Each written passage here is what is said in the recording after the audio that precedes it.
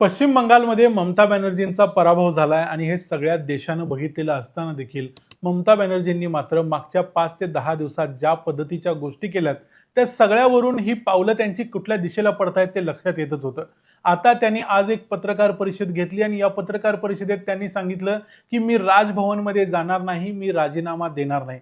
त्यांच्या या पत्रकार परिषदेतले महत्त्वाचे मुद्दे असे होते की आम्हाला जबरदस्तीने हरवलं गेलं, आमचा पराभव झालेला नाही, लोकांनी आमचा पराभव केलेला नाही, भारतीय जनता पक्षानं इलेक्शन कमिशनला हाताशी धरून आम्हाला हरवलंय, आम्ही हरलो नाही, नैतिकदृष्ट्या आमचा विजय झालाय, असं ममता बॅनर्जी म्हणतायत. म्हणजे ममता बॅनर्जींना आपलं मुख्यमंत्रीपद सोडायचं नाही, त्यांना काहीही करून बंगालच्या मुख्यमंत्री पदावर राहायचं आहे आणि असं करणं हे भारतीय संविधानाप्रमाणे पूर्णपणे अशक्य आहे. भारतीय संविधानात अशी कुठलीही तरतूद नाही की मुख्यमंत्र्यानं निवडणूक हारल्यानंतर देखील सत्तेवरती राहावं. आपल्या आयुष्यात आपण कधीही अशा प्रकारची गोष्ट बघितलं नाही. आपल्या सोडा आपल्या अगोदरच्या 3 पिढ्यांचं जरी बघितलं तरीही स्वतंत्र भारतात अशी घटना कधीही झालेली नाही की एखाद्या व्यक्तीचा पराभव झालाय आणि तो म्हणतोय की मी पदावरती तसाच राहणार. असं होऊ शकत नाही. पण आता ममता बॅनर्जी म्हणतायत की मी राजीनामा देणार नाही. प्रत्यक्षात प्रोसेस अशी असते की जोपर्यंत नवीन सरकार येत नाही, नवीन मुख्यमंत्री आपला कारभार आपल्या हातात घेत नाहीत, तोपर्यंत जे पूर्वीचे मुख्यमंत्री असतात ते हंगामी मुख्यमंत्री म्हणून काम करतात. कारण राज्याची संपूर्ण संस्था, संपूर्ण यंत्रणा चालवायची असते आणि ती चालवण्यासाठी एक कार्यकारी मंडळ असायला पाहिजे, म्हणून ते असतात. पण प्रत्यक्षात जर असं झालं तर त्याच्यावर पर्याय काय, हे थोडक्यात बघूया आजच्या या व्हिडिओमध्ये. मी आहे रणजित यादव आणि तुम्ही पाहताय द मराठी बाणा. हे बघा, 2026च्या ज्या विधानसभेच्या निवडणुका पश्चिम बंगालमध्ये झाल्या त्यामध्ये भारतीय जनता पक्षाला 207 जागा मिळाल्या 294 पैकी, आणि 80 जागा मिळाल्या टीएमसीला, 2 जागा मिळाल्या काँग्रेसला, इतर काही पक्षांना 1-2.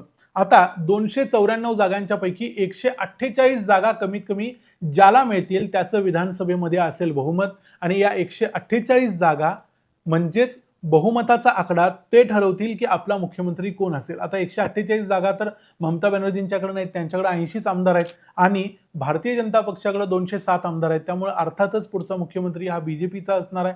पण आता परिस्थिती अशी आहे की ममता बॅनर्जी म्हणतात की लोकांनी आमचा पराभव केलेला नाही. मग लोकांनी पराभव केल्यानंतर 46% मतं बीजेपीला पडलेले आहेत, 41% मतं फक्त टीएमसीला पडली. मग लोकांनी पराभव केला नाही तर मग कुणी केला, हा प्रश्न राहतोच. त्यामुळे आता प्रश्न असा होणार आहे, एक डेडलॉक तयार होणार आहे की पूर्वीचा मुख्यमंत्री आपल्या पदावरून जायला तयार नाही आणि नवीन मुख्यमंत्र्याला ते जागा द्यायला तयार नाही. अशा परिस्थितीमध्ये आता ममता बॅनर्जींचा आणखी एक याच्यामध्ये मोठा प्रॉब्लेम आहे की ममता बॅनर्जी या आमदार सुद्धा नाहीत आता सध्या.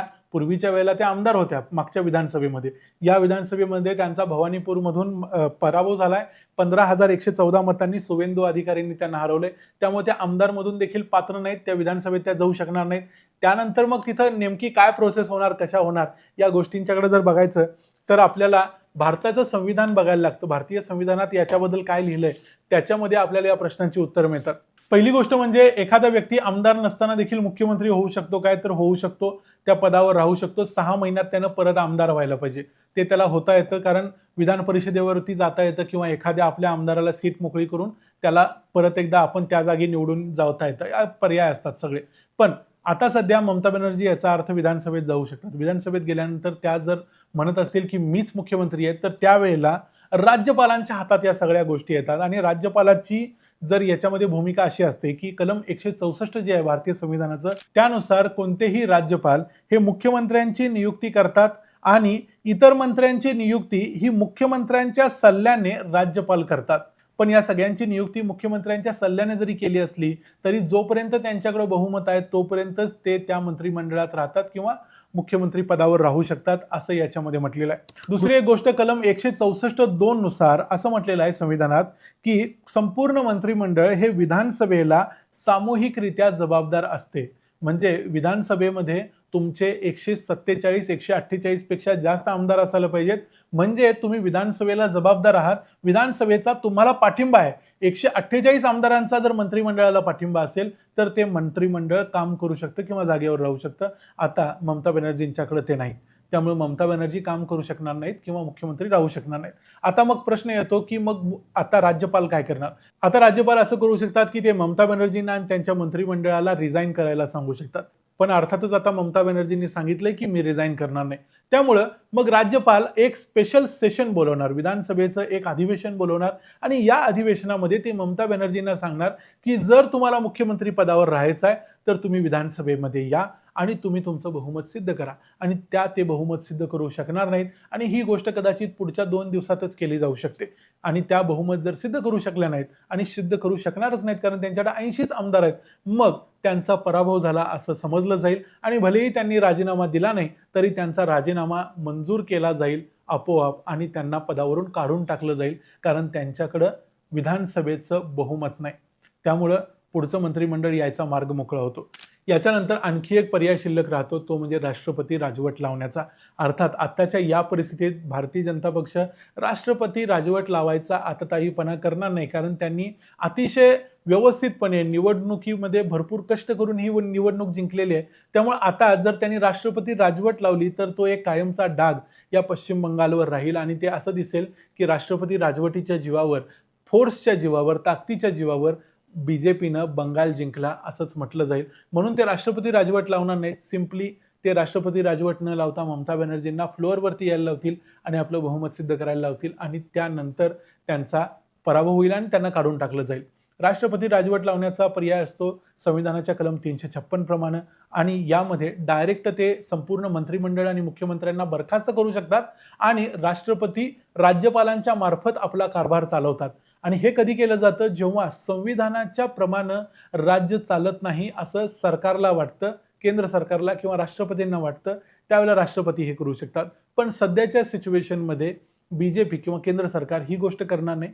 ते पहिली गोष्ट करतील ज्यामध्ये ममता बॅनर्जींना जर तुम्हाला मुख्यमंत्री राहायचं आहे तर बहुमत सिद्ध करा असं सांगितलं जाईल. म्हणजे थोडक्यात बाप दाखव किंवा श्राद्ध घाल अशी जी मराठीतली म्हण आहे हीच केली जाईल आणि त्यानुसार मग ममता बॅनर्जींना बहुमत सिद्ध करता आलं नाही तर त्यांचा राजीनामा घेतला जाईल आणि त्यावेळेला त्या नाकारू शकणार नाहीत. नवीन मंत्रिमंडळ लवकरच पश्चिम बंगालमध्ये येईल आणि त्यानंतर ते आपलं कामकाज चालू करेल. ममता बॅनर्जींच्याकडे जास्त काही ऑप्शन्स आता सध्या शिल्लक राहिलेले नाहीत. या व्हिडिओमध्ये इथंच थांबूया. संपूर्ण प्रकरणाबद्दल तुम्हाला काय वाटतं ते आम्हाला कमेंट्समध्ये जरूर सांगा. ममता बॅनर्जींचं हे धोरण, ही भूमिका, हे संविधान विरोधी भूमिका तुम्हाला कशी वाटते, तुम्हाला ती पटते का? याबद्दल बाकीच्या पक्षांनी जे जे इंडिया आघाडीमध्ये आहेत त्यांनी देखील खरं तर आवाज उठवला पाहिजे कारण भारतीय संविधानाची पूर्णपणे गळचेपी या ठिकाणी ममता बॅनर्जी करतायत फक्त व्यक्तिगत स्वार्थासाठी. याबद्दल तुमचं काय मत आहे ते आम्हाला कमेंट्समध्ये जरूर सांगा. व्हिडिओ आवडला असेल तर व्हिडिओला लाईक करा, चॅनलला सबस्क्राईब करा. पुन्हा भेटू पुढच्या व्हिडिओमध्ये. तोपर्यंत पाहत राहा द मराठी बाणा. जय हिंद, जय महाराष्ट्र.